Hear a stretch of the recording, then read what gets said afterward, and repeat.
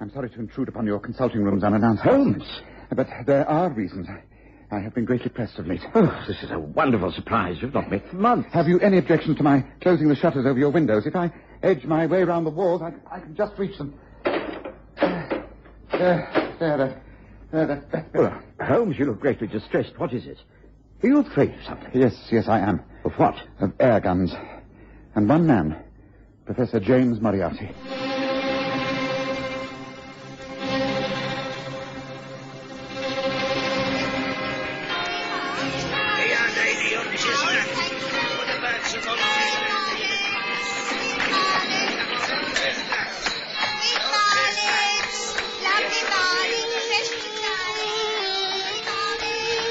We present the Stories of Sherlock Holmes.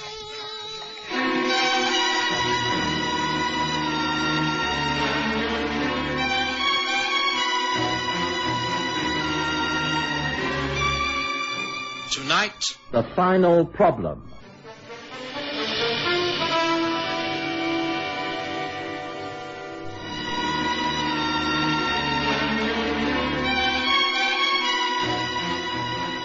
Months since I've seen Sherlock Holmes. Since my marriage and years in private practice, naturally the relationship between us had been modified. Nevertheless, we'd always kept in touch. But for the past winter and early spring, I'd not heard or seen of him. I read in the newspapers that he'd been engaged by the French government upon a matter of supreme importance, and I gathered that his stay in that country would be a lengthy one. I was therefore taken completely by surprise when he burst in upon me that evening. I must apologize for calling so late, Watson. It will be a quick visit. Well, Holmes, what does all this mean? One thing at a time, Watson.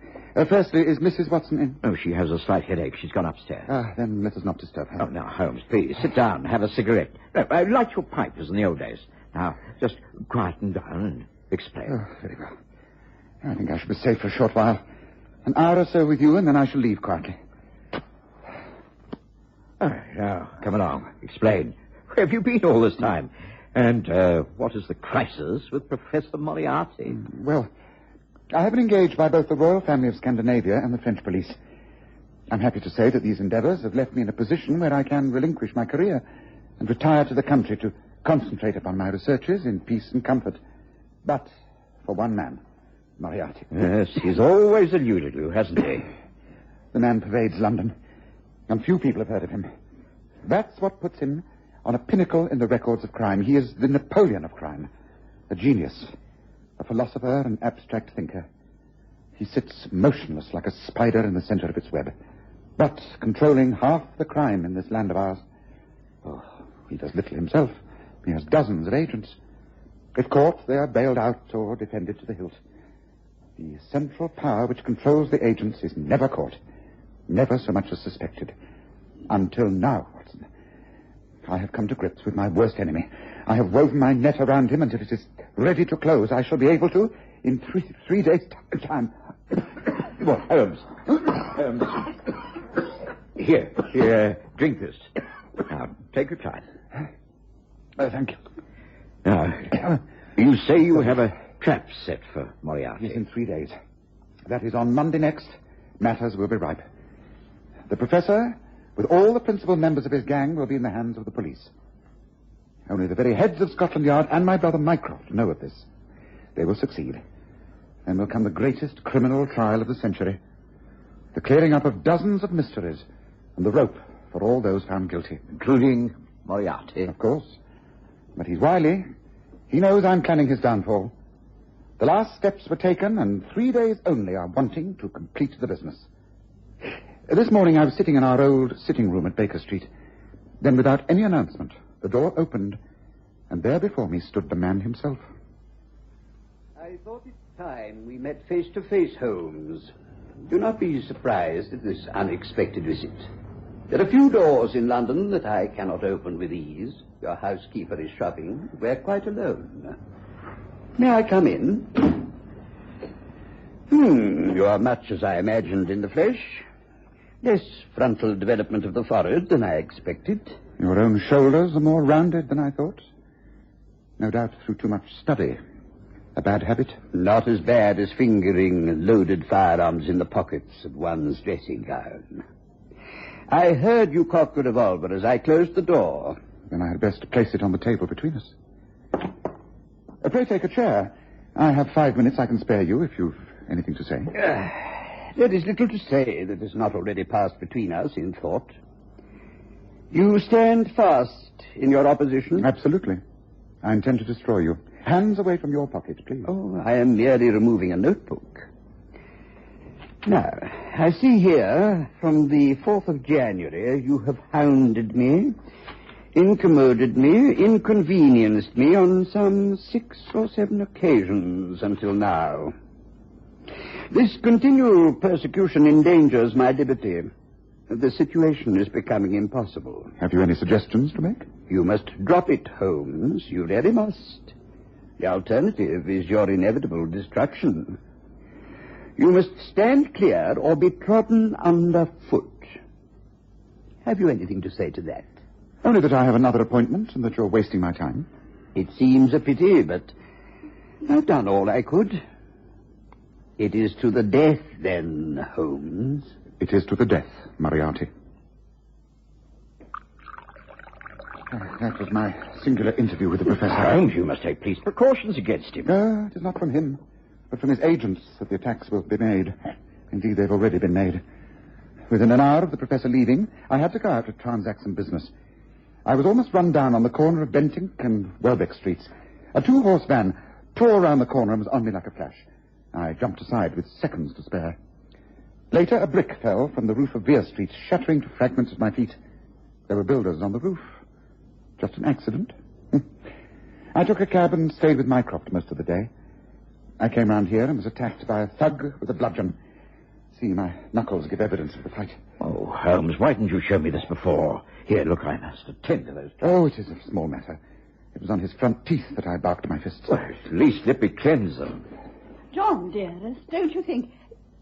Why, Mr. Holmes, what a wonderful surprise. How are you? As you see me, Mary? I'm afraid, Mary, my dear, that our old friend is in deep trouble. There are forces at work that mean him harm. Now, come, Holmes. Let me dress those hands, and Mary will make up the bed in the spare room. No, I insist. I will be quite all right. I'll attend to my knuckles later. And thank you for your offer of a bed, but I cannot stay. I would almost certainly bring grave trouble to this house during the night. But what is it? We are your friends. Naturally, we must help you. I can seek no help from others in this country until next week. There is only one thing that you can do to help me, Watson. Name it. Whatever it is, I shall do it. I have to get away. Out of the country until Tuesday next at the earliest. Can you come with me? Over to the continent somewhere, France, Switzerland, keeping on the move. I should greatly appreciate the companionship. Mary, my dear, will you consent to my going? Oh, my practice is quiet. It'll just be for a long weekend. But of course. I myself would like to visit my brother, the Reverend Phelps, at Nettlebed. I can wire him to meet me at Great Paddock tomorrow afternoon, and I can return on Thursday. And I have a most accommodating assistant who will look after things. So it's settled, Holmes. I'll come with you. Thank you. Then listen carefully. Now, you must follow these instructions to the letter, for you are now playing a double-handed game against the cleverest rogue and the most powerful syndicate of criminals in Europe. Carry on. What must I do? Dispatch whatever luggage you intend to take by trusted messenger to Victoria Station tonight. In the morning, take a hansom, being sure that it's a cabby known to us. Drive to the Strand end of Lauber Arcade. Have your fare ready. The instant the cab stops, pay the driver and hurry through the arcade, timing yourself to reach the other side at 9:15. Now you'll find a small brougham waiting close to the curb, driven by a man in a black cloak. He will take you to Victoria by a devious route, but in time for the Continental Express. Where shall I meet you? At the station. The second first-class carriage from the front will be reserved for us. The carriage is our rendezvous, then? That is correct. Now, thank you for the brandy, but I must leave you. I will go by the window, into the back garden and over the wall. But Mr. Holmes... I assure you these precautions are quite essential. Goodbye, Watson. See you at Victoria in the morning. Goodbye, Mary. May we meet again in happier times. Goodbye, and thank you. Take care. Good night. Goodbye. And good luck. Good luck. Mary and I obeyed Holmes' orders to the letter. I sent a small case to Victoria, using my worthy assistant, who agreed to help in all ways. In the morning, Mary called me a cab. She'd made all her own arrangements to visit Nettlebed. I drove to the Lauber Arcade and found the cab waiting for me on the other side. The brougham dropped me at Victoria with minutes to spare. The cabby insisted on seeing me to the carriage.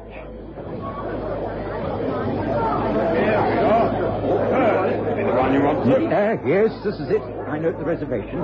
Thank you. Let me give you a hand with a case, sir. I see you already have luggage. There on the rack. Is that yours? Yes, it was sent in advance.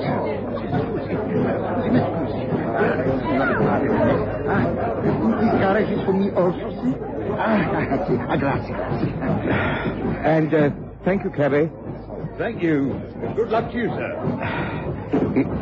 You know, I don't think you should be in here. Prego, English, not. I said, never mind. Oh, come on, Holmes, you're cutting it fine. On the contrary, Watson, I'm exactly on time. Holmes. I'm sure I didn't imagine I'd attempt to leave England without donning a disguise. An Italian priest is rather effective. Well, you just deceived me, all right. And every precaution is necessary even now. Look, Watson, the tall man battling through the crowd. There. That's Moriarty himself. He's lost. He's confused. Yes, we've done it, Watson. We've got this far at least. Glancing back, I saw a tall man pushing his way through the crowd and waving as though he wished to have the train stopped. It was too late, however. We were clear of the platform and on our way. Holmes threw aside his disguise and packed it away. With all our precautions, you see, we have cut it rather fine. Now, have you seen the morning paper, Watson? No, anything of interest? Well, our rooms at Baker Street were set afire last night. No great harm done. No great... Oh, Holmes, this is intolerable. They must have lost track of my movements, otherwise they wouldn't have thought I'd returned to my rooms. They must have taken to watching you, however. And that's what brought Moriarty to Victoria. You could not have made any slip in coming here? I did exactly what you advised. You found the brougham. Did you recognize the cabby who put you into the carriage? No. It was my brother, Mycroft. Oh, yes. He's also good at disguises. But enough. Now, we must decide what to do. This train's an express. It stops at once in Canterbury. That would not deter Moriarty. It is possible to hire special trains, you know. They're always at the ready at Victoria, should the price be right. Moriarty will do as I would do if the positions were reversed. He will hire a special and get to the coast within minutes of this train. Now, there's always a delay of half an hour before the boat sails. He's out to kill us both before we can leave the country. One would think we were criminals on the run, not him. Let's have him arrested on suspicion upon arrival. It would ruin all my work of the last few months. We should get the big fish and allow the whole shoal of agents to dart out of the net. No, next week we shall have them all. It's just a question of time. So what do we do? We shall get out at Canterbury, make a cross journey to New Haven, and so over to Dieppe. We shall leave our luggage to travel on to Paris, and so confuse anyone who misses us. We can pick it up later next week. Meanwhile, we can treat ourselves to a couple of carpet bags and buy all we need for the next few days. We should be able to make our way very comfortably into Switzerland via Luxembourg and Basel. Well, let's hope it works, Holmes. But what if he anticipates your new moves and heads us off at Canterbury? And if he does catch us up there, it's no doubt that he will attempt murder. But let us not consider that. When we arrive at Canterbury, we shall have another vexed question to face. Oh? And what's that? Whether to have a premature lunch there or risk the chance of starving before we reach the buffet at New Haven. Settle back and light your pipe. At least we have a brief respite, haven't we? All worked in our favor. We got to Brussels that same night and spent 2 days there. Holmes being sure we had not been followed. On the third day, we moved on to Strasbourg. On the Monday, Holmes telegraphed to the London police. And at the hotel in the evening, we found a reply awaiting us. Oh, damnation, I might have known it. He's escaped. Moriarty? They've secured the whole gang with the exception of him. He's given them the slip. I really did believe I could have left it to Mycroft and the police, but I was wrong. Look, I really feel you had better return to England, Watson. Why? Because you will find me a most dangerous companion from now on. Moriarty has only one thing left to live for, and that is my death. He will seek me out, and it will be a battle of wits to the end. Look, you must return to your wife and practice and allow me to finish this on my own. Holmes, after all we've gone through, you must know that I cannot be put off by danger. I insist on staying with you for a few more days at least, just until we see how things turn out. Now, please be reasonable. I don't like it, Watson. I insist that you leave me at once. No, you cannot make me, so I flatly refuse. I shall slip quietly away. You will have no chance of following. The argument continued for some hours. Eventually, we reached a compromise. I would telegraph Mary to say I was continuing to tour Switzerland with Holmes until the end of the week, but regardless of the outcome, I would leave for England on the Friday. And so we journeyed over the Gemmi Pass, still deep in snow, and by way of Interlaken to Meiringen. There we put up at the Englischer Hof. Our landlord was one Peter Steiler, who welcomed us warmly. This is my wife, Maria, and this is my eldest son, Hans. I am sure you will be most comfortable with us, monsieur. The gentlemen, they are English, Maria, not the French. I know well because I have been the Londoner. I worked for 3 years at the Grosvenor Hotel. Years ago, understand. You will be interested in walking the trips here, Mr. Holmes. And the good doctor, I act as a guide. Yeah, and Goody is too, best guide in these parts. He take you up to the mountains, over the hamlet of Rosenlaui, and on the way you see the best sight in the whole of the mountains, the falls at Reichenbach. They must be seen. I take you tomorrow. The weather, it will hold good for 2 more days only. Well, what do you say, Holmes? Shall we do the trip? Why not? It's best to keep active, is it not? Very well, we shall look forward to it. You leave everything to Hans and me. We will arrange it all. Food, drink, equipment, everything. Not for you to worry about a thing. An early start. That is all I shall require. An early start. And an early start we made. Hans was right. The weather was perfect. Clear blue skies, crisp air, the dainty green of the spring valleys below, and the virgin white of winter above. We had to make a small detour to see the Reichenbach Falls. It is most impressive, awesome sight. The torrent, swollen by melting snow, plunges into a tremendous abyss from which the spray rolls up like dense smoke. The long sweep of green water roaring forever downwards, and the hiss of dense spray being forced up, made us quite giddy. It was a place of curious fascination. I found myself unable to drag my eyes away from the unending torrents. We decided to camp in a flat field near the path at the top of the falls. From there, we were able to explore for some hours. Hans was just urging us to pack our things to continue the climb when there was a cry from below. Some minutes later, an elderly fellow on a mountain donkey came into view. He hailed us again and drew up, proffering a letter towards us.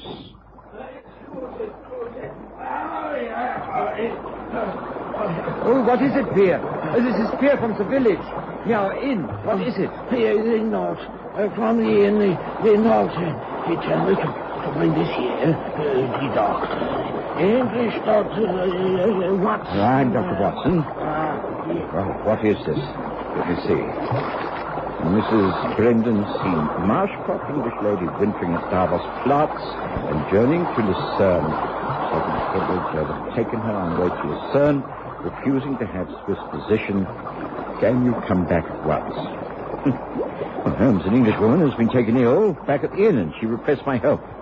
Oh, dear. Then you must go back, Watson. I'd like to leave you. Oh, nonsense. Go back with old Pierre. He'll see you back quickly enough. Come on to Rosenlaui tomorrow. We will rendezvous at the hamlet there. Of course you must go. You cannot refuse to help a fellow countryman. Well, yes, if you're sure it's all right. My father, he would not allow this unless it was necessary, Doctor. Do not worry about Mr. Holmes. I shall look after him. Go, and with God's blessings. Until tomorrow, then, Watson, and Godspeed. It was then that I left Holmes and travelled back down the mountain with the old Swiss and his donkey. I felt curiously uneasy, and my unease turned to despair when I reached the inn, and Peter Steiler confirmed my worst fears. Well, I trust she's no worse. Worse? Who is it that you say should be worse?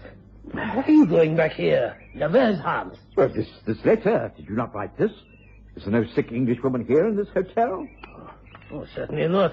And this note has the hotel mark on it. It must have been written by that tall Englishman who came in after you had gone. He took coffee in the waiting room. Moriarty. Well, what does all this mean? It means we've been tricked. Holmes is in grave danger, and so is your son. We must get help, raise an alarm. Get all the men you can together. A dangerous murderer is at large. Now gather arms and ammunition. We must get back to the Reichenbach Falls with all speed. Hurry. There's no time for talk. I'll explain on the way, so hurry, man, hurry. Must have broken all records in getting back to those falls. On the way, I tried to explain to Steiler about Professor Moriarty and his murderous intents, but it was impossible. When at last we arrived at the spot where we had camped all those hours earlier, it was becoming dusk. There was no sign of Holmes or young Hans. Listen. There, someone near at hand. It is here. It is my Hans. Hans! Right. Let me see him. Yes, he's been injured. A knife wound, but I think he'll be all right. Hans, you're going to be all right. Holmes, and the other was the knife. They talked, and Holmes, he wrote letter in my pocket. A note from Holmes in your pocket? Yes, here. It is for me. I was charged with delivering it. They made me leave. I didn't want to. I came back. They were fighting. I tried to help, and the other man, he cut at me with the knife. Mr. Holmes, he fought. I crawled away. It is all right. All right now. Yes, but Holmes, Moriarty. Hans, where is Holmes? They fought nearer the edge of the falls. They disappeared with a scream louder than the water. And then over and down. So, this is the end of the best and wisest man I have ever known. I returned to England a heartbroken man. There was nothing I could do. Any attempt at recovering the bodies was absolutely hopeless. There, deep down in that dreadful cauldron of swirling water and seething foam, lie for all time the most dangerous criminal and the foremost champion of the law of this generation. My wife, Mary, steadfastly refused to believe Holmes was dead. I can't believe it. There must be another explanation, John. After all, no one actually saw him die. Well, listen to this letter, Mary. My dear Watson, I write these words through the courtesy of Professor Moriarty, who waits for our final encounter. I am pleased to think that I shall be able to free society of the further effects of his obnoxious presence, though I fear that it will be at a cost which will give pain to my friends, especially you, my dear Watson. However, I have already explained to you that my career has reached a climax, and I am well pleased that this should be its conclusion. Indeed, I make a full confession to you that I anticipated the hoax of the letter forcing you to withdraw and allow me to end it all this way. My brother Mycroft will attend to all my affairs. I made every disposition of my property before leaving England. Give my greetings to your wife, and believe me to have valued your friendship every minute of every year. Sincerely, Sherlock Holmes. Oh, John. John, it can't be true. It can't be.